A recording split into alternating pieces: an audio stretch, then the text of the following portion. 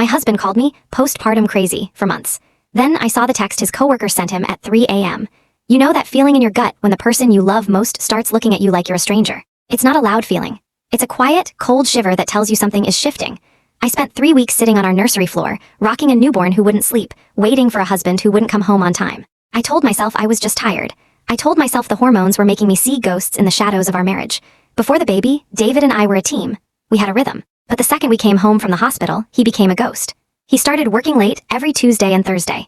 When he was home, his phone was always face down. If it buzzed, he'd jump. If I asked who it was, he'd sigh, roll his eyes, and tell me I was becoming obsessive and controlling. He said the lack of sleep was making me lose my grip on reality. The gaslighting was masterful. One night, I found a receipt for a dinner for two at a bistro across town.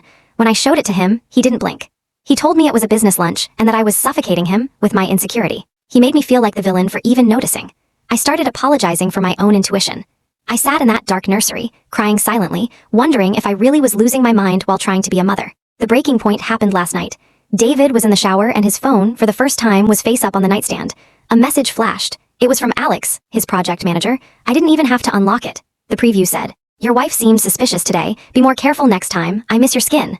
My heart didn't just break, it went numb. The paranoia he'd mocked me for was actually his blueprint for betrayal. When David stepped out of the shower, I didn't scream. I just held the phone up. His face went from calm to pure, ugly rage in a split second. He didn't apologize. He didn't cry. Instead, he started throwing clothes into a duffel bag. He yelled that I had violated his privacy and that he couldn't live with a woman who didn't trust him. The irony was deafening. He was leaving his 3-week-old child and his wife because I finally saw the truth he'd been hiding. As he slammed the front door, the house went silent, except for the baby's soft breathing. I realized then that the crazy person wasn't me. I had been right the whole time, and his departure wasn't a loss. It was the trash finally taking itself out. I sat back down in the nursery, looked at my daughter, and made a promise. We were going to be just fine without a man who used my motherhood as a weapon against my sanity. Have you ever been told you were crazy or hormonal for noticing something that turned out to be 100% true?